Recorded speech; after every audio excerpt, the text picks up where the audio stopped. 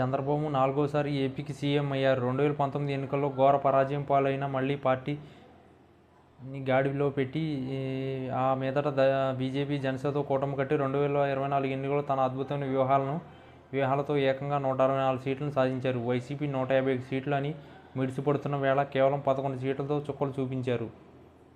That is Chandrababu అనిపించుకున్నారు. 2019లోనే landslide victory అనుకుంటేనే అంతకు మించిన ఘన విజయాన్ని బాబు కూటమి ద్వారా 2024లో నమోదు చేశారు. మెజార్టీలు కూడా ఎమ్మెల్యేల స్థాయిలో 90,000 దాకా వచ్చాయి అంటే కూటమి పట్ల ప్రజల స్పందన ఎలా ఉందో అర్థమవుతుందని చెబుతారు. ఇదిలా ఉంటే టీడీపీ కూటమి సాధించిన ఈ విజయాన్ని పదిలం చేసుకుంటే మరో 2 ఎన్నికల వరకు తిరిగే లేదని విశ్లేషణలు ఉన్నాయి. గజ ఈతగాడికి మెలకువలు నేర్పాలన్నట్టుగా చంద్రబాబుకు ఇవన్నీ చెప్పాల్సిన అవసరం అయితే లేదు అంటున్నారు. ఆయన 2024లో సాధించిన ఘన విజయంలో సరిపుచ్చుకోవడంలో లేదు, సంబరపడడం లేదు. 2029 వైపే ఆయన చూపు ఉంది, అక్కడే ఆయన ఫోకస్ ఉంది. ఇక జనసేన అధినేత అయితే బాబుని 15 ఏళ్ళు సీఎం అని అంటున్నారు. అంటే 2039 దాకా బాబే అన్నది ఆయన ఆకాంక్షగా ఉంది. అంతలా స్ట్రాంగ్ ఫౌండేషన్లను వేసుకుని వైసీపీ సోదిలోని లేకుండా చేయాలని చూస్తున్న వేళ వైసీపీ అధినేత జగన్ మాత్రం చంద్రబాబుకు ఇక మిగిలిన ఉన్నది 4 ఏళ్లని అంటున్నారు.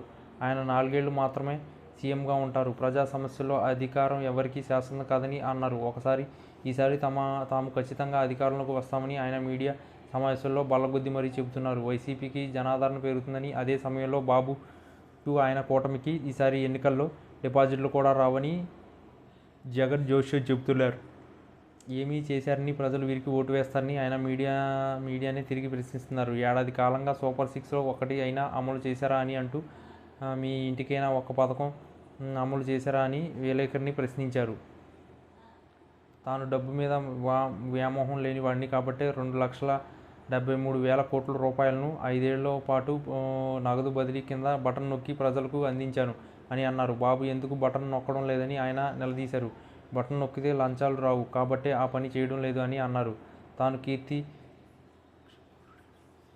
కక్షాపూరుడిని అని, తాను చనిపోయిన ప్రతి ఇంట్లో తన ఫోటో ఉండాలని కోరుకుంటూ 5 ఏళ్ల పాటు ప్రజలను మంచి చేశాను అన్నారు. వైసీపీ లాంటి పాలన ఎక్కడా లేదని కూడా తాము గట్టిగా చెప్పగలమని అన్నారు. అయితే ఏడాది కాలంగా ఏమీ చేయకుండా జనాలను మభ్యపెట్టి కూటమిని మళ్ళీ జనాలు ఎందుకు ఎన్నుకుంటారని ఆయన ప్రశ్నించారు. కూటమికి ఓటమి ఖాయమని, బాబు అధికారం జస్ట్ ఫర్ ఇయర్ అని ఆయన పక్కాగా లెక్క చెబుతున్నారు.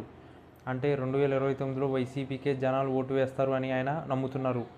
ఒక తడవ టీడీపీని ఎన్నుకుంటే మరో తడవ వైసీపీ జనాలు గెలిపిస్తారు అన్నది కూడా రాజకీయ విశ్లేషణగా ఉంది. తమిళనాడు తరహా రాజకీయం ఏపీలో సాగుతుందని, అందువల్ల వచ్చే ఛాన్స్ మనదే అని జగన్ అంటూ, బాబు చేతిలో 1 ఏడాది అధికారం కాలం పోయిందని లెక్క చెబుతూ క్యాలెండర్ గిర్రున తిరుగుతుందని అంటున్నారు.